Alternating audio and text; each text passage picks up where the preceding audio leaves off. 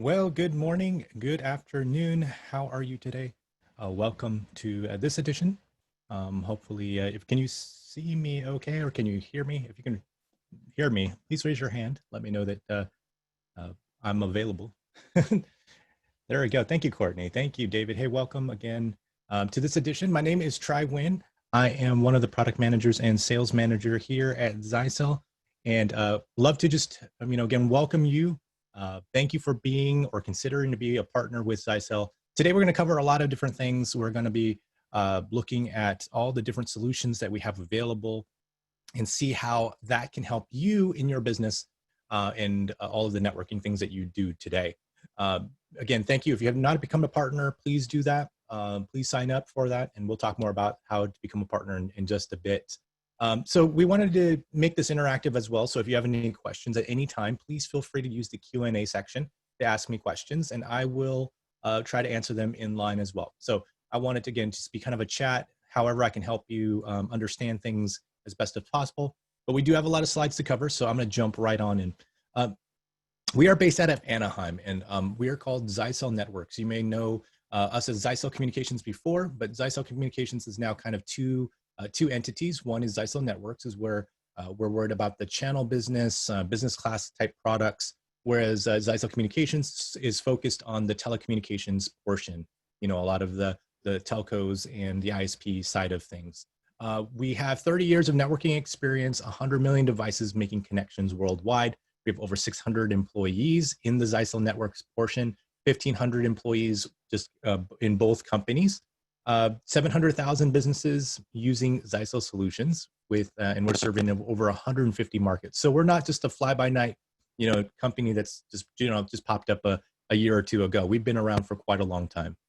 We're internationally recognized for all of our innovation and all of our design.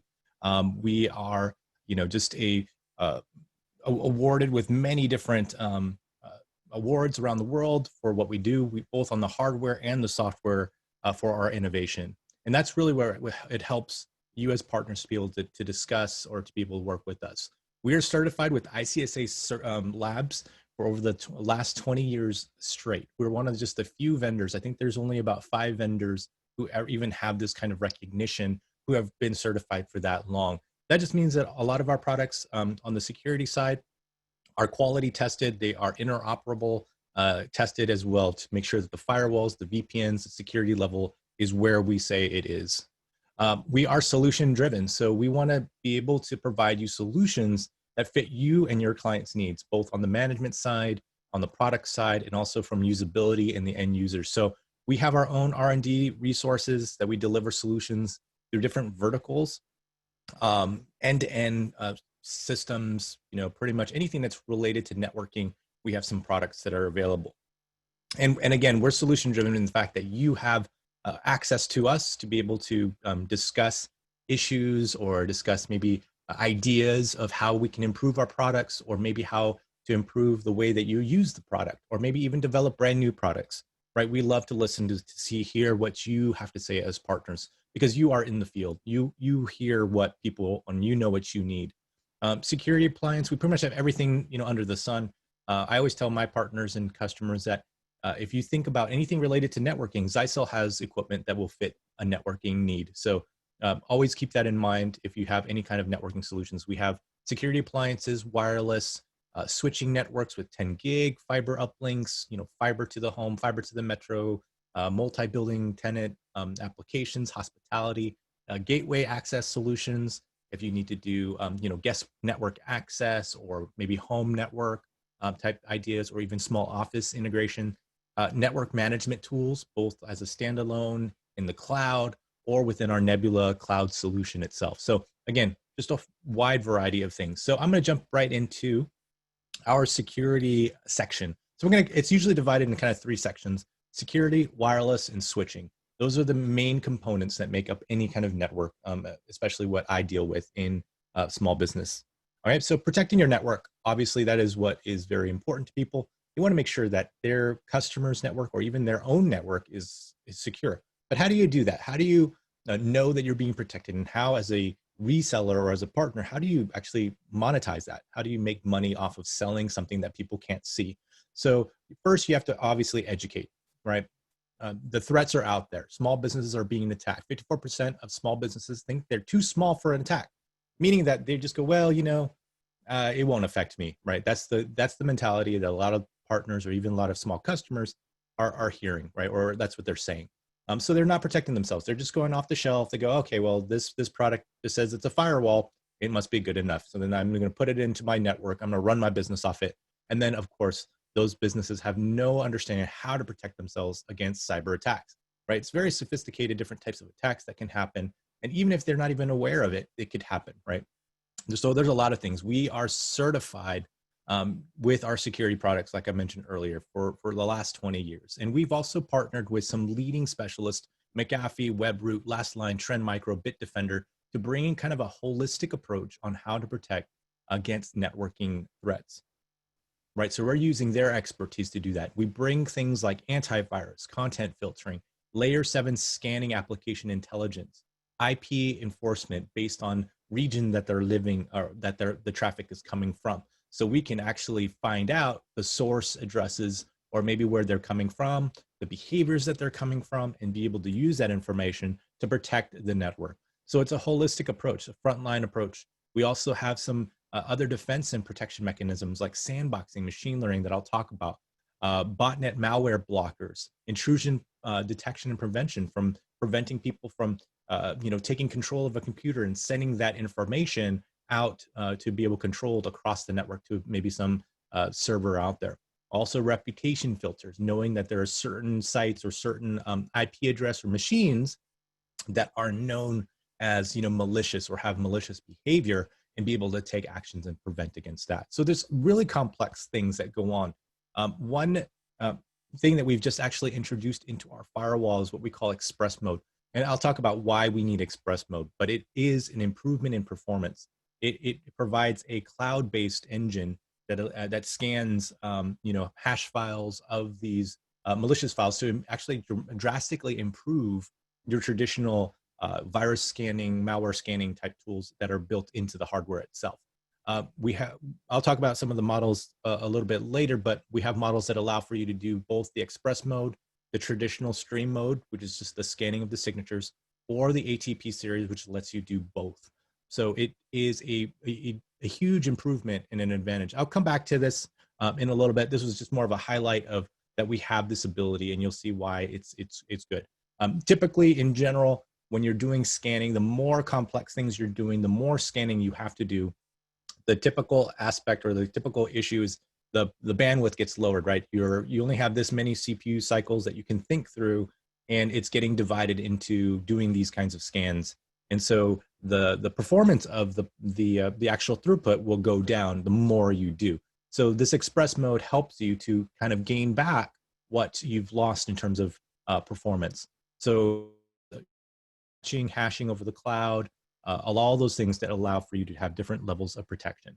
So I have a webinar that covers the express mode idea on actually this feature functionality in a previous webinar. So definitely check that out. It goes in a little bit more detail about why express mode, like why did we develop it and why is it helpful? But really it's about performance, and it can improve performance, 5-fold what you would expect in a product that does not have it. Zyxel is also proud to be one of 7 vendors in the world that actually has certification both on the AWS cloud and Microsoft Azure. That means that you can use our firewalls to make those cloud connections directly to Amazon and directly to Microsoft's cloud. So there are a lot of cloud applications that you may be developing or may be installing for customers where it's hosted within the Amazon cloud. And you need a certified VPC appliance in order to make that VPN connection to that cloud, making sure that it's always available, multiple WAN load balancing capabilities, and also be able to fit their guidelines on how it should be functioning in its uptime. So we've tested and certified with both of these. And so again, we're proud to do that. And so just make sure if you have those kinds of applications, talk to us. We'll help you get those started. But once you set it, it's pretty much like a VPN, and you have to use a certified device to get there. So Zyxel has that across our security line. So some of our portfolio, is this. We have VPN Series, which primarily focuses on VPN connectivity. So if you're building secure connections between office to office, or maybe home office, like we're doing right now with like remote access, remote teleworking, and things like that, we're making those connections to the office. So you need a VPN device. You can use the VPN as a standalone. It could be the router. It could be your firewall. It can be your DHCP. Everything your normal gateway would be. Plus, it has that VPN capability. It even has SD-WAN functions as well. So it allows for you to use, if you're doing kind of voice applications that are more sensitive to the way that the traffic is being sent and how it chooses its path through the different internet or through the different networks to get to the cloud. This product, the VPN Series, also functions as that. So it allows for you to do SD-WAN. It also does some basic content filtering, and it is a wireless controller that's built in, so you can use our APs to connect to it, and has device high availability. So it's all about kind of available. These also support that Microsoft and Amazon cloud connectivity as well. So when you're thinking, hey, I need to build remote connectivity, I want to either make it standalone or add it to an existing network, you can add the VPN Series to that. But again, it's focused on VPN. We have the low end, the VPN 2S, that's primarily like a home office, small office type scenario, just kind of an easy, quick VPN connectivity. USG 20W is also more of a small office kind of connectivity for VPN. VPN 50 could be for your small office as the head end, because it does support multiple VPN tunnels. I think it goes up to 50 VPN tunnels, but the throughput is where you may look into that. Now, one thing that people have asked me, especially during this time where people are remote connecting, most people don't realize that in their office they have like an asynchronous connection, meaning that the download speed is much higher than the upload speed. But now that everybody's remote, they realize that, oh my goodness, that the upload speed is what is the remote user's download speed. So that 10 meg up that they have was okay for normal business use, but as a remote access connectivity, it's not enough to split between 5-10 employees that are all remote trying to get connectivity back to the office, getting files or getting emails or whatever it may be, right? So we're finding that customers are needing to upgrade or even go to a multi-WAN scenario so that they can expand their connectivity, not only on reliability, but also to give them a bigger upload pipe, right? So finding synchronous connectivity, either like gigabit or fiber to the office, that gives them both the download and upload speed connectivity to serve those remote customers. And then on the higher end, if you have larger locations and things like that, the VPN 100, VPN 300, all of those come into play there as well. And we go all the way up to the VPN 1000. That offers, I think, 1,000 VPN tunnels that you can build. And of course, you have to look at also the VPN throughput to manage your connectivity.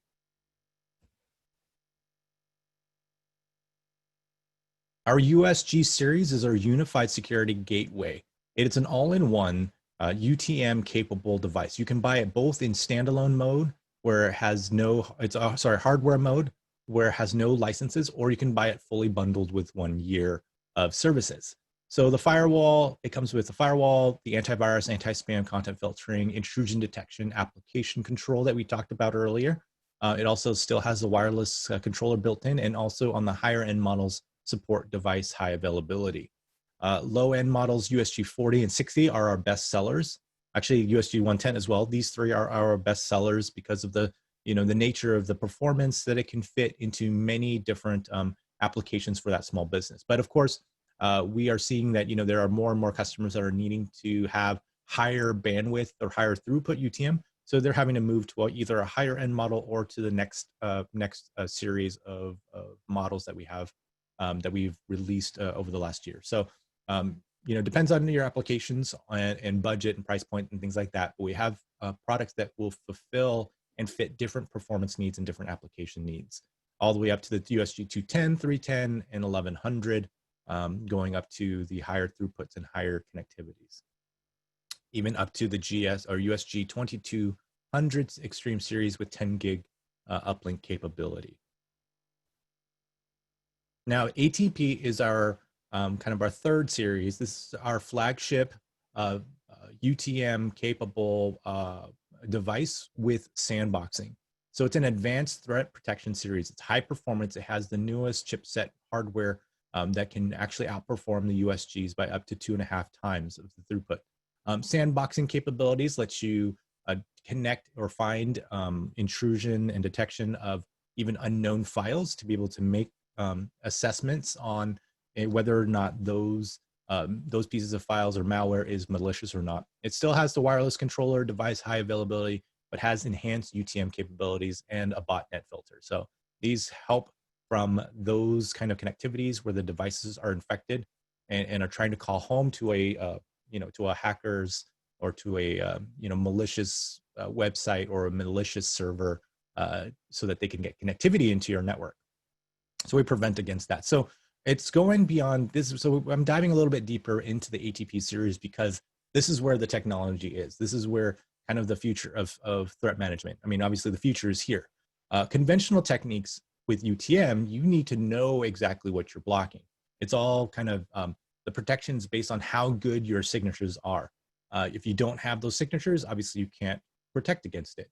But usually it's protection against known signatures, heuristics, reputations, kind of behaviors. But the ATP goes beyond that, and it allows for it to find and help to have 0-day type protection for these kinds of threats. So conventional UTM, like I mentioned, they are using signatures to define what's good and what's bad, right? So it's usually more, it's easy to find out, is it good traffic, is it bad traffic?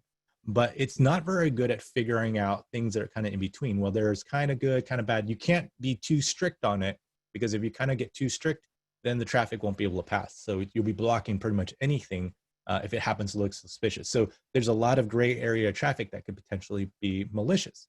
So ATP actually uses sandboxing and artificial intelligence in the cloud to manage those kinds of threats.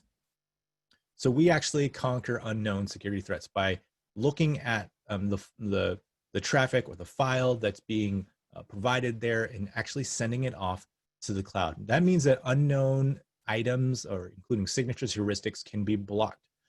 So those specific traffic, you can actually help to improve the overall, threat protection for the entire ecosystem.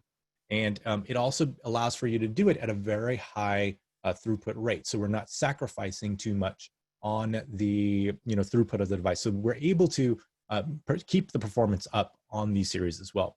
We're using a cloud intelligence to identify those threats. We're able to analyze them in real time and be able to make assessments on that based on the AI. So as time goes, the threat management, the signatures and everything becomes much better, better equipped. All right, Mike asks, can you share the list of those 7 vendors that are approved with both AWS?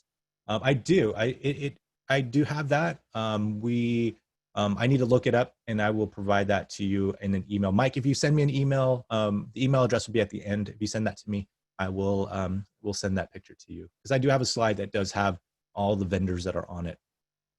All right, so this is how the artificial intelligence works. So you have a file, let's say a zip file that's an unknown threat. It happens to go through. There's no signatures for it. It actually will upload and send it to the cloud AI. The cloud AI actually opens it up. It emulates if there's any kind of connectivity. It sees if there's any kind of patterns in the sandbox. And a sandbox is just a safe place, right? It's just a place that you can do things and it doesn't affect things outside of that box. So we're looking for, is it making a connection to a server? Is it actually trying to execute something? Is it looking for a file? Whatever it may be, then the AI identifies, is it a malicious attack?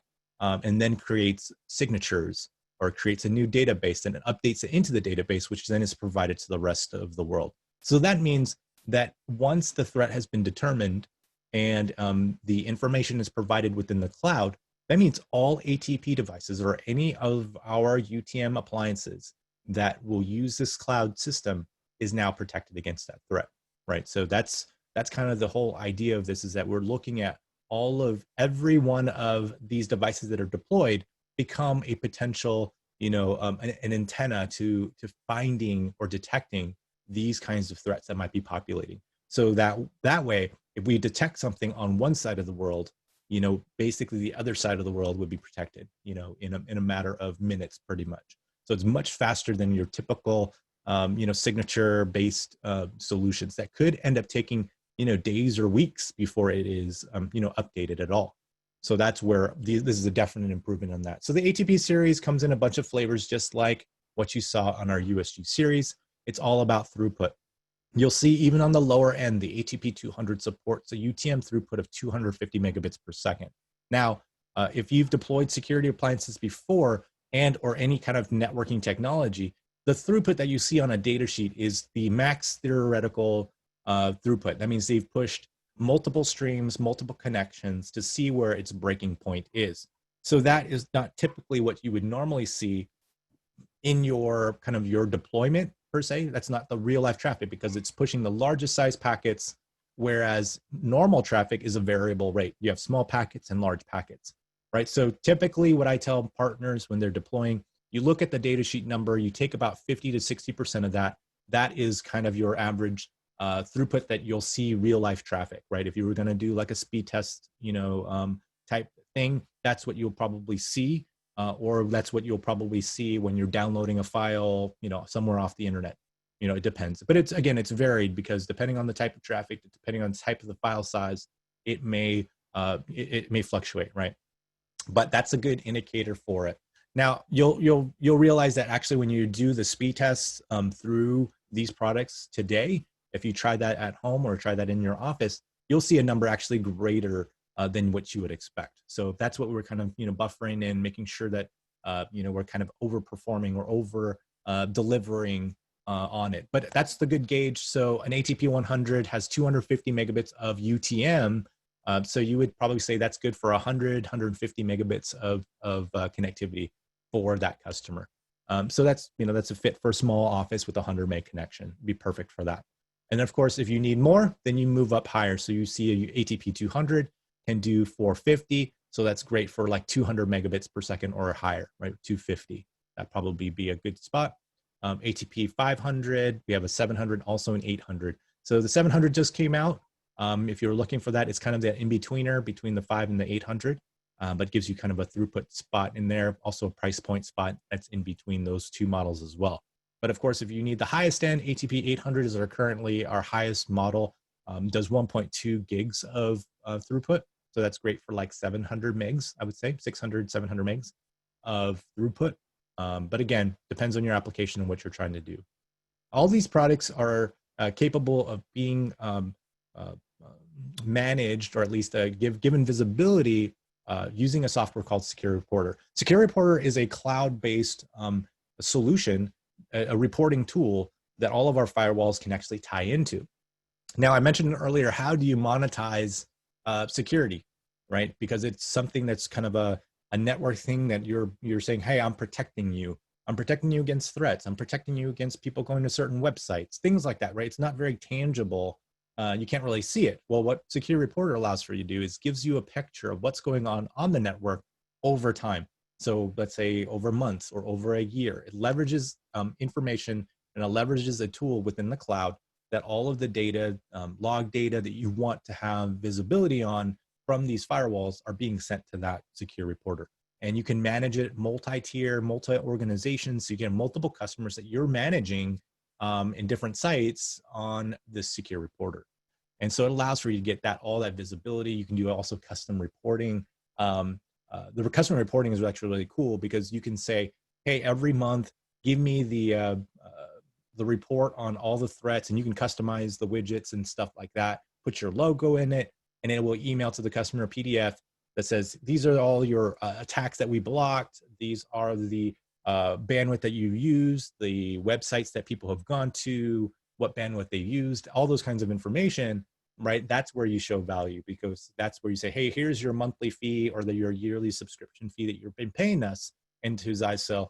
This is what it's protecting against, right? And that's where, again, the IT managers at that company can really find benefit, or the CEO or whatever it may be, the CTO.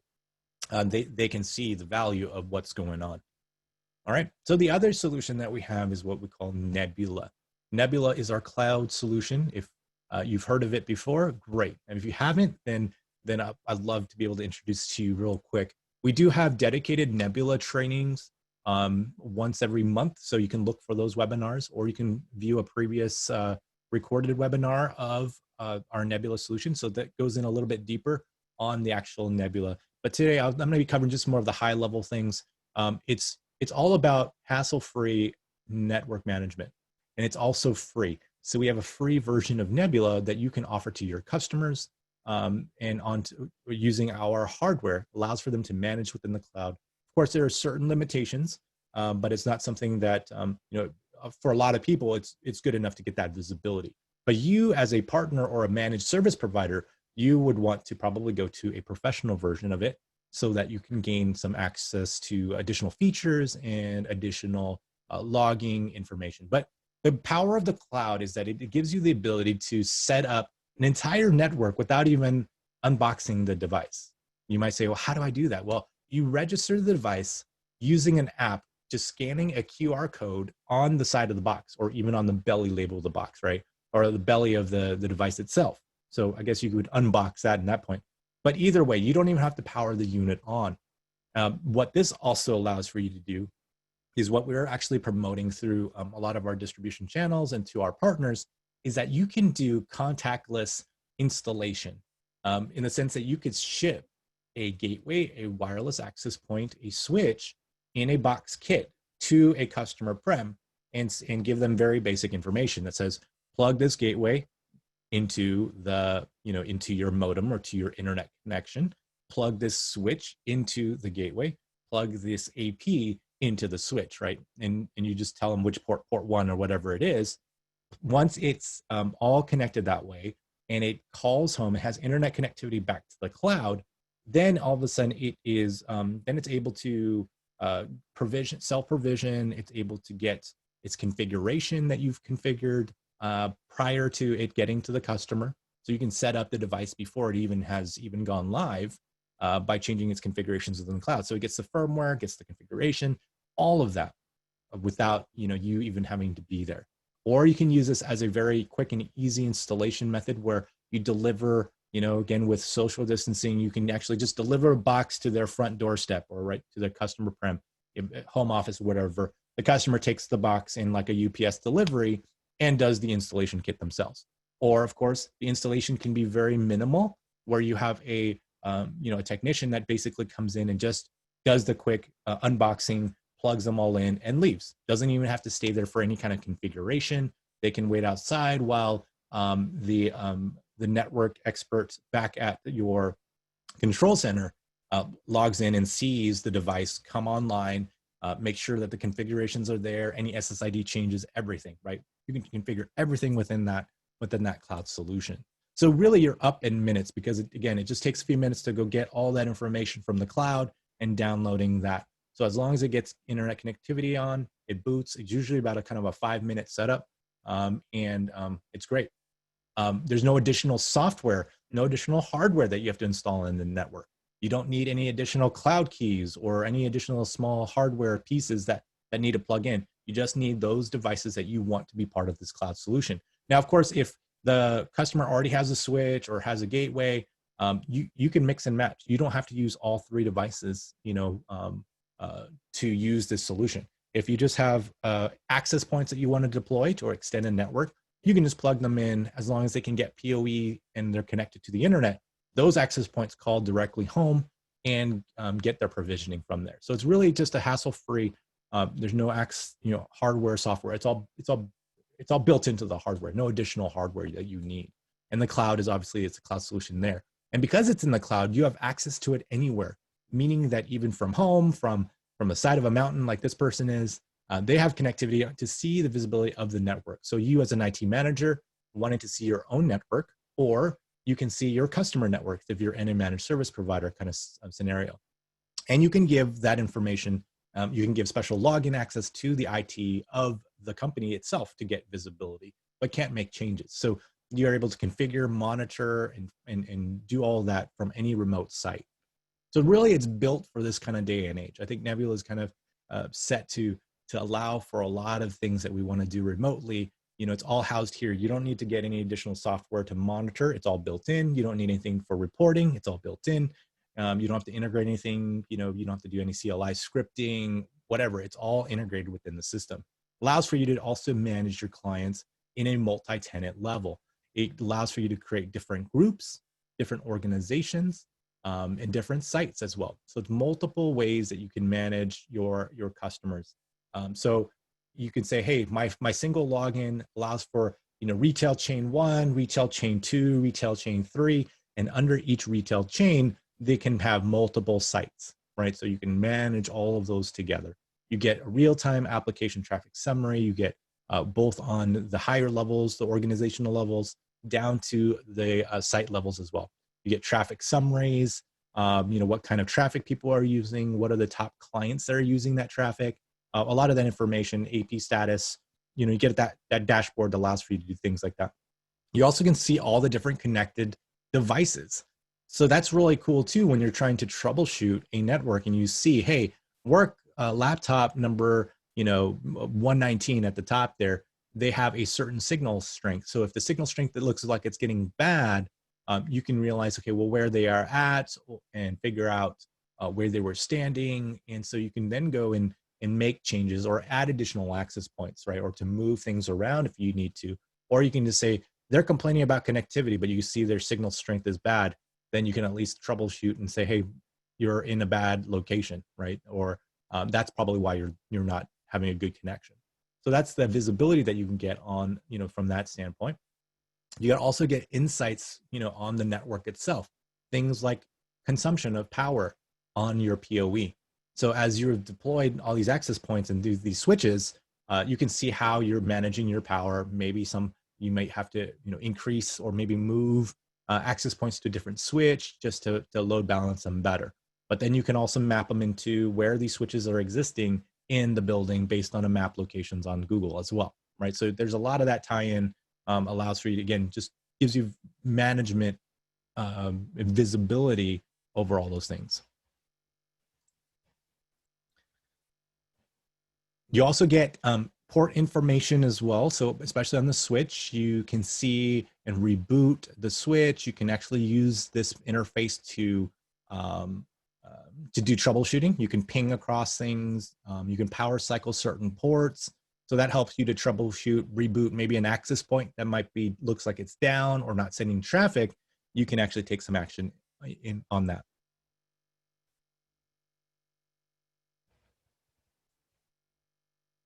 Okay. Oh, of course, and it's free, right? We did mention that it was free in the beginning. So we're offering free cloud service solutions for these products on the Nebula platform. But we do have what we call professional as well. So Nebula Flex is a term that we use that for our hardware equipment that identifies both the device that allows for it to both go on a standalone mode like you're used to as a standard switch, or can be flexed and used into the cloud solution. So Nebula Flex is dual mode functionality. It can be your free mode of Nebula. You can still use the Nebula or as a standalone, or you can upgrade to the Nebula Flex Pro. That includes professional pack, a 1-year license.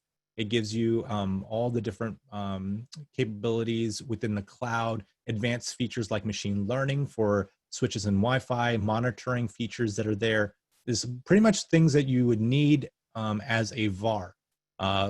Technology access to like smart antenna, Wi-Fi health, IGMP access, central management of the bundle packages for multiple devices, support for partners, including like lifetime warranties. All of our products actually have lifetime warranties on them on the business class type products.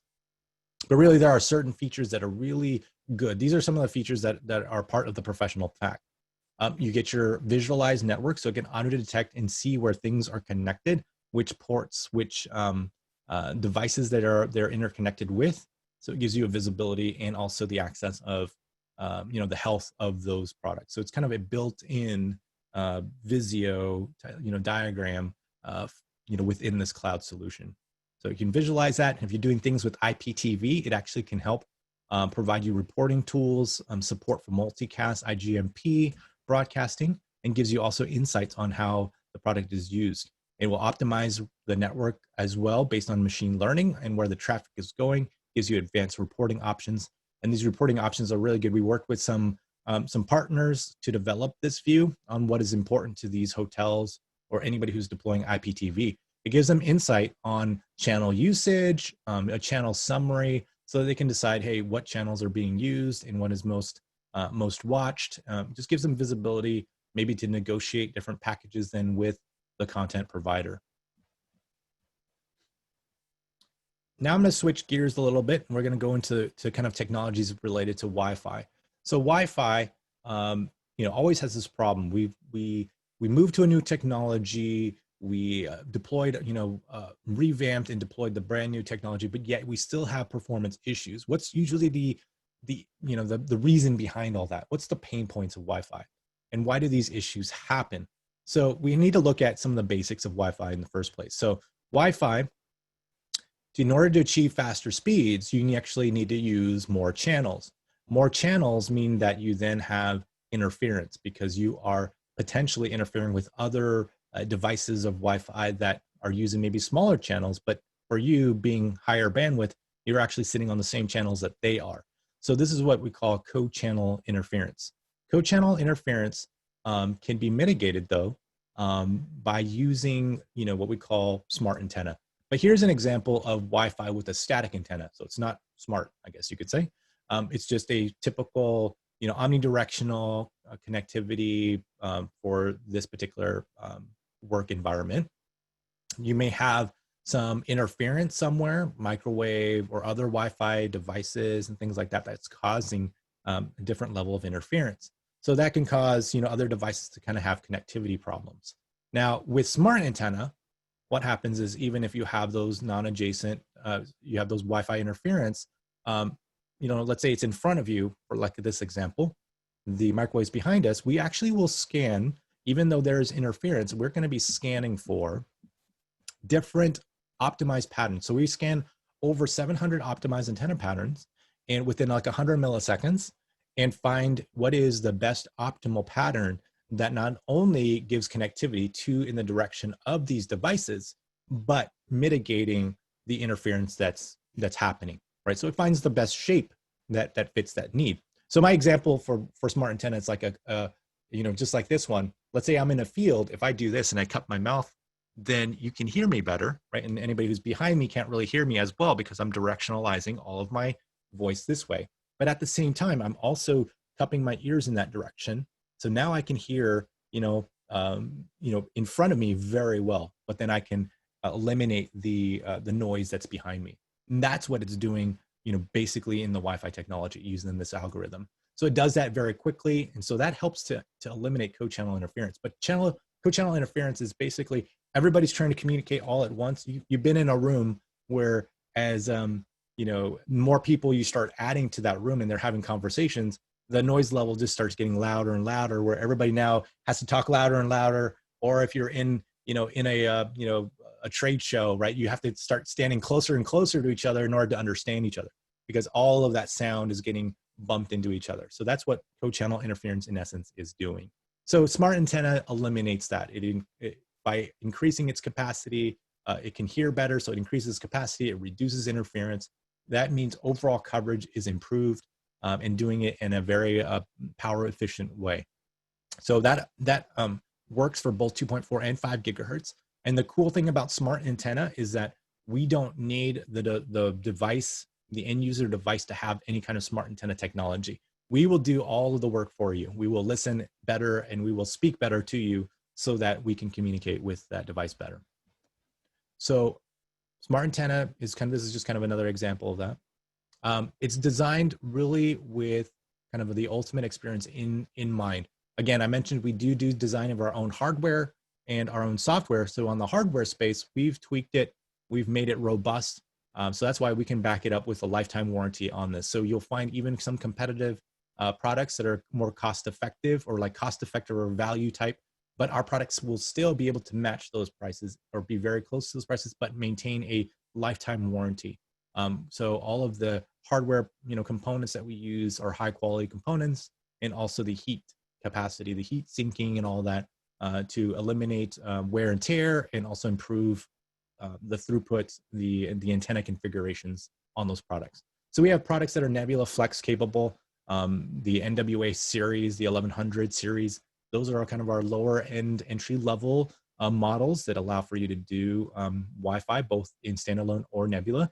The NAP devices stand for Nebula Access Points. These are pretty much the same or similar to our standalone models, except they include 3-year Pro Pack built in. So if you know you're going to go Nebula, all in, this is your best value, best bet to deploy for all of that. But if you want the flexibility, then of course you can use our Flex models, our NWA 5000 series, our WAC series. Those are also both standalone or in a controller mode or cloud mode.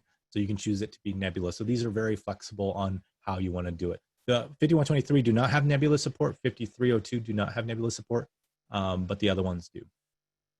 All right, so again, we go to the higher end. The WAC 6500 or 6300, those are our smart antenna technology capable stuff. And then we've just recently launched our Wi-Fi 6 product line as well.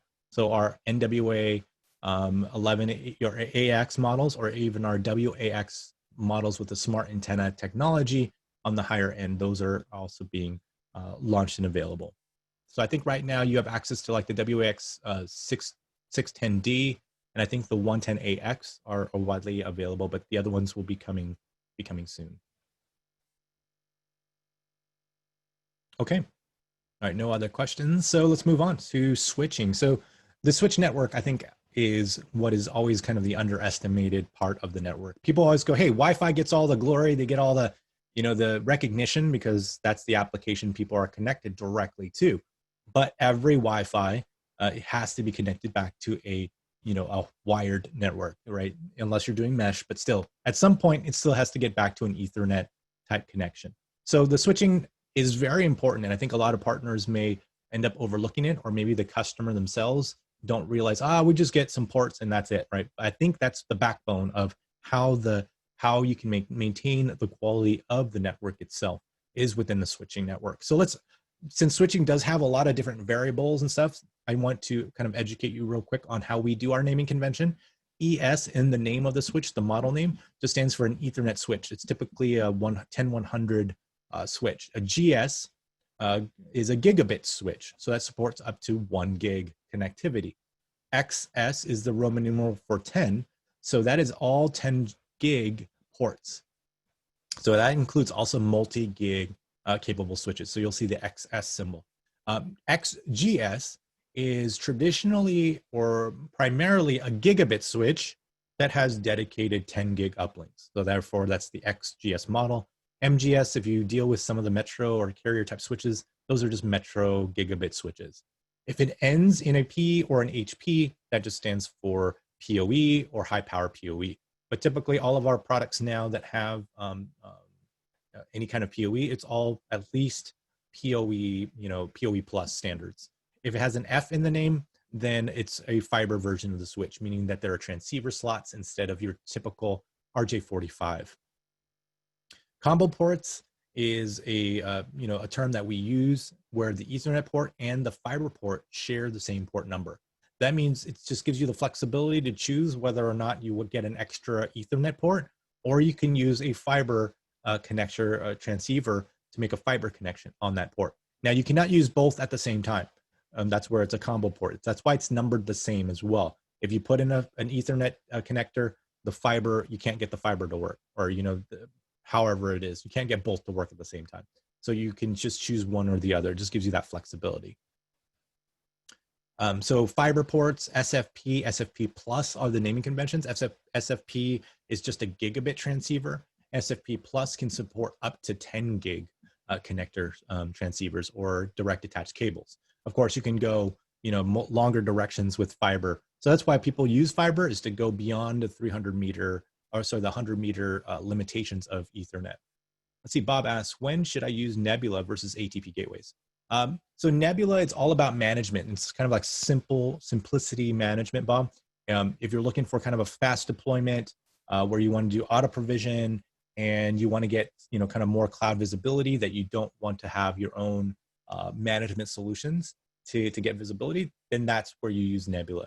ATP is great because ATP does have, kind of that higher level of UTM capabilities, but you have to manage it more on a one-on-one kind of basis. You don't have that cloud base yet. Next year, we'll have ATP type products within the cloud. So you'll have those sandboxing kind of functionality capabilities, but managed in Nebula. So it will get there eventually. So we do have a new product line that has come out as well that I didn't include on this one. But I did do a webinar just a couple weeks ago called the USG Flex. So the USG Flex is not necessarily in the cloud yet, but it will be. But it offers a higher throughput UTM capability with that, with the cloud engine capability. So that's probably where it's all about management and simple deployment. Nebula Cloud, the Nebula solution allows for that. So if you're looking for higher end like customizations, or you're doing a little bit more complex scenarios, not your basic like, multiple VLANs or, segregated networks, but if you're doing some weird, firewall rules or, routes, policy routes that are doing something with the traffic, things like that, you're probably better to go with the ATP series because it gives you more of that full, complete, tweaking of all those different things. Whereas the Nebula, again, it's more focused on getting things going, more simplified. It still does very complex like scenarios, but it's more simplified. Okay, so switch stacking, if there are products that have that, you can uplink them with like a direct attached cable. These 10 gig fiber connector cables are really great because they're really cost effective. They're already pre-built for 1 meter, 3 meters of length. And all you got to do is just connect them into the fiber slots, and you get you get an uplink, connections between those switches. Now, PoE is the important part. PoE just stands for Power over Ethernet. It uses 802.3 standards. That's used to power up cameras, access points, VoIP phones, and then you'll see in the future like lighting, lighting capabilities. Also, PCs are getting to that point too with the 60-watt standard. So PoE comes in kind of 3 flavors right now in the small business. 15.4 watt is the previous standard, 802.3 AF. The current standard that most devices are using is using the PoE Plus, which is the 802.3 AT, able to deliver 30 watts of power, or the newer standard that's coming out because of Wi-Fi 6 and other applications that need more than 30 watts is the PoE Plus Plus, also known as Ultra PoE. It's the 802.3 BT standard that delivers 60 watts, up to 60 watts of power.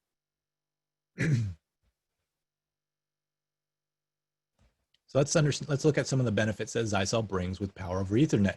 We define something that we call Intelligent POA. I call it like Smart POA Management. We actually detect how much power is being used by the device, the draw on it, and then allocate that amount of power against the budget, rather than classifying the device, based on what they use. And I have an example of what I mean by that. But what it ultimately does is it gives you control on how many devices you can actually power up with the device. Paul actually asked a question about a switch. What's the difference about a Metro switch? Typically, the Metro switch has some additional firmware that allows, or maybe a larger memory size, allows for it to do more MAC addresses. It does maybe have some, it may or may not have, component changes to allow for it to be in a street cabinet box type thing where it can handle like larger or higher temperature ranges. It also may have like different kind of connectivity, or it may come with, both DC or AC power, right? That's kind of the difference between kind of the Metro switches that we have. But the PO port, you can actually see how much power is being used on each port and reserve that. You can also then schedule the power as well. So you can schedule maybe some access points or some devices can be rebooted, in the middle of the night. So you can handle all of that. So what I mean by allocated PoE or smart intelligent PoE, let's say you have all, these kind of VoIP conferencing phones that have maybe video and things like that, or maybe just a regular VoIP phone.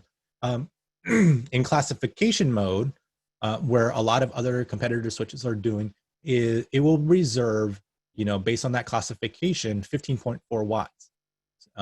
whereas maybe the device itself is only consuming or using 9 watts. So there's actually a lot of wattage, 6 watts or so, that is being wasted in the budget in a sense, right? So in classification mode, if you wanted to power up 24 of these phones, you would require a budget of 369 watts. But in consumption mode, you can actually power up using only 216 watts of your budget. Now you may say, well, they both will power 24 because it's a 24 port switch, because maybe it comes with 375 watts, but this is where it kind of becomes the issue. You may be deploying an access point, or maybe in this case, a IP surveillance camera that has pan-tilt zoom. It's going to be classified as a 30 watt class 4 802.3 AT device. And so if you wanted to power up 20 of these devices, it's going to cost you 600 watts of budget. So it won't power up any beyond that if you have a switch that is less than 600 watts. But using Zyxel's consumption mode, you can actually see that it draws 16 watts and be able to power up 20 of these devices using just 320 watts. So the budget of 375 watts totally fulfills within budget of the device. So that's, again, the power of consumption mode versus classification mode. So that's why we call ourselves a smart POE, to know what we're drawing. And we have products that fulfill the entire range of products. On the low end, where you just need some ports and you need a basic power for VoIP applications, we have devices that are over 100 watts, all the way up to 1,000 watts of PoE on our XGS 3700 series with dual power supply, with and without 10 gig, with fiber uplinks. Again, just a wide range of whatever applications you need. Now, primarily, most of our customers, most of our partners, they settle in with the 1920 series, because these are our Nebula Flex switches. They can be functioned as a GUI-based, right, like a web-managed switch, smart managed switch, or flexed into the cloud to get both free cloud or go to professional cloud. So they can standardize on these products to provide gigabit connectivity, 10 gig uplink, and also 10 gig with our XS 1930 series that we've recently launched. That gives you all ports are copper 10 gig with a couple of uplinks that are also 10 gig. So that makes you, you can either have that as a direct connectivity or use this as your your main kind of central hub, your aggregation switch. But all of that becomes part of Nebula. So this is pretty much like a 10 gig, fully 10 gig capable, one of the first ones to be able to provide you with a cloud solution for the small business. So the 1920 V2 series has this new look that you may not, if you've used our 1920s before, it has like a new carbon fiber look. We simplified the display a little bit, giving you information about the cloud indicators, how much PoE is being used. It has a restore button that's great as well. Lets for you to copy known configurations into that and be able to recall all that information. We've also launched our multi-gig and PoE plus switching as well. The reason why is we have to match it up with those 11, the Wi-Fi 6, the AX access points. Some of those access points are using multi-gig Ethernet connections, as well as the need for higher throughput, higher PoE capability. So up to 10 times more throughput on these switches because it has multi-gig connectivities on both Cat5 and Cat6 cabling. So you'll see it can support 1 gig, 2.5 gig, 5 gig, and 10 gig on a copper RJ45. So your existing network, if you've already deployed Cat5e, you can go up to 5 gigs. But if you look at, if you need to get to the 10 gig on copper, you need to have deployed Cat6 cabling to get to the higher throughput and higher distances. All right, but all of these will still support the PoE++ 60 watt standard. So we have smart cooling technology with our fans, so it helps to eliminate, or minimize sound. If you're really sensitive about that sound or how you're deploying this in an office space, you can check some of that in our data sheet and compare it to some of the competitors. We're actually one of the quietest switches around for those kinds of speeds. So again, it comes with 8-port or up to 8 ports of PoE+. So you can see on this particular switch, the XS 1930 12 HP, it has 375 watts on 8 ports. So that's where we're kind of using budgeting using consumption mode to help power up your 60-watt type power. Most of the devices are access points.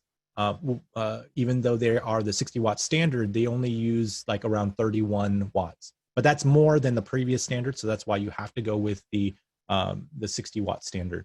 Now you have to remember too that you have to use this in order to maximize, or in order to push those access points to their full capacity. You have to use the Ultra PoE in order to give it enough power to activate all the antennas and all the spatial streams and things like that to be able to function. Otherwise, it will still work, but it will work in a degraded mode, right? It'll have instead of like a 3x3 or 4x4, it's operating at a 2x2, whatever it is, right? So we want to be able to give that enough power. So in order to, if you're buying the AX going to Wi-Fi 6, you want to buy this switch as well. All right, so last thing on our list, again, thank you for being a partner. If you're not, we have an announcement to make as well. If you are a bronze partner or in that bronze partner tier, before you didn't really have a discount, you had to use deal registration to kind of get your discounts. We are now giving a basic level of discount there. But when you start as a new partner, you start in the silver tier where it gives you double-digit margin at distribution. That means double-digit of you selling at whatever the street price is that you can see online. Gold partner gives you the maximum. And we've kind of put it in a way that it's not there's no cost. All you got to do is kind of maintain your sales. So over a 6-month period, if you can maintain 6K, that's 1K of business per month, then you'll maintain the silver tier. But if you can do 2K a month, which is pretty much 4 firewalls or so, or even just 1 or 2 projects maybe a month, will easily get you to that gold tier. But that gives you access to everything, right? It gives you access to additional lead referrals, discounts on NFRs, access to our sales engineers, advanced replacements, things like that, but gives you the maximized margin that's available. We sell through, we work with our distributors, D&H, Ingram, Synix, Wave, and also Target Distribution. So any of those partners, please use them. We also have leasing and financing capabilities as well. So if you need that within certain projects, please contact your sales rep. You have a dedicated sales rep, so make sure you reach out to them. Ooh, I'm hitting the wrong button. I went backwards. So now if you have any questions, please feel free. I see Bob asked, I think I might have moved up to silver. Who should I check with? Reach out to your sales. If you happen to move up to a tier early, we will bump you up usually at the end of the month. So we'll always move you up. Also, if you are a partner now, we have kind of delayed whether or not you move down. You can only move up right now. So hopefully that will help you over this period of time. So definitely, Bob, reach out to your sales rep. If you have any questions, again, if you please use the Q&A section. If not, thank you for being here, spending this hour with me. You can always email me, try@zyxel.com. So it's just tri@zyxel.com. Send me any questions you have. If you have any projects you want to work on that you need questions or kind of guidance, reach out to your sales rep. We can bring on our sales engineer to talk you through it. Let's help you build a Zyxel network that can be successful and make profits with that. And thank you, Paul. Thank you for your question as well. But we do these about once a week or once every other week or so. So keep your eye out through your partner portal, through our website, through the emails that are being sent out for any future webinars that we do. If you have missed a lot of the other webinars, if you like kind of this discussion that we have, check out all of the previous ones. They're all on YouTube, Facebook, and things like that. Or there's a partner site that gives you a whole list of all the different webinars, including our old recorded ones. So if there's a certain topic that you want to listen about or to check out on your own time, there's that aspect as well. But again, if you can't find that, feel free to reach out to me. Again, try@zyxel.com. No other questions. So again, I thank you so much for being a Zyxel partner, and hopefully we could be your networking ally, and let's do business together. Again, appreciate it. We'll see you next time. Have a good rest of your day.